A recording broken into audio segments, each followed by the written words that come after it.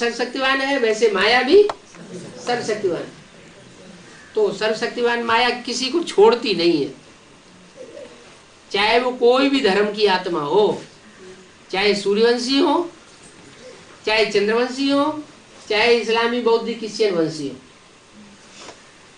वो वार हर एक के ऊपर करती है। कोई आत्मा ऐसी है जो वार को टक्कर लेती रहती है, मुकाबला करती रहती है अंत तक, तो वो है सूर्यवंशी आत्मा। उनमें फिर दूसरे धर्म की आत्माएं प्रवेश नहीं कर पाती। किनमें?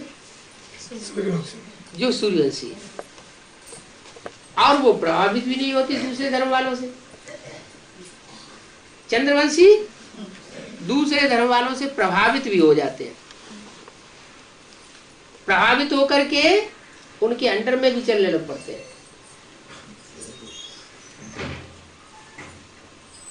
तो वो कमजोरी आ जाती है। सूर्यवंशियों में सबसे जास्ती कमजोरी क्यों आती है? सूर्य गर्म है या ठंडा है? जिसकी पैदाइश गर्मी से होगी उसमें काम विकार जास्ती होगा, या जिसकी पैदाइश ठंडास से होगी उसमें काम विकार जास्ती होगा? गर्मी से। जैसे इस्लामी गर्म प्रदेश के होते हैं, गर्म देश में उनका जन्म होता है, तो उनमें काम विकार जास्ती होता है। ऐसे ही सूर्यवंशी जो है वो कलयुग के अंत में आकर के काले मोहड़े वाले लंगूर जैसे महाकामी बनते हैं। और चंद्रवंशी आत्माएं, वो चंद्रमा है ना, ठंडक देने वाला, तो उसके रहबरी में रहने के कारण उनमें काम विकार उतना नहीं पनपता, लेकिन अंदर का क्रोध बहुत होता है। इसलिए कृष्ण के लिए क्या दिखाते हैं? कृष्ण ने महाभारत गृह युद्ध कराई दिया।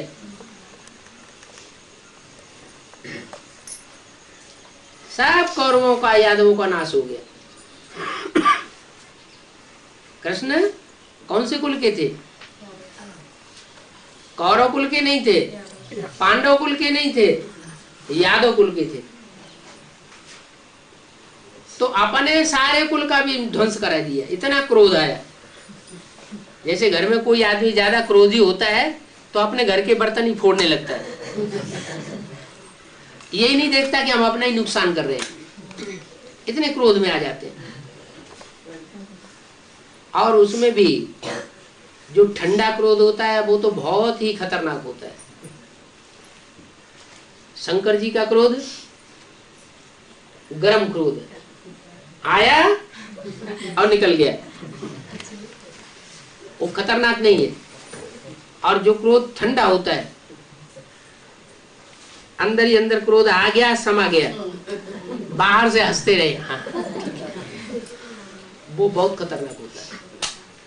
वो अंदर अंदर विकराल रूप धारण करता रहता है, जैसे अंदर से चिंगारी सुलगती रहती है, और जैसे ही मौका देखता है वैसे ही फट पड़ता है।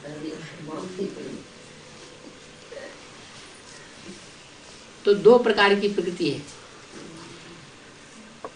एक ठंडी प्रकृति, एक गर्म प्रकृति।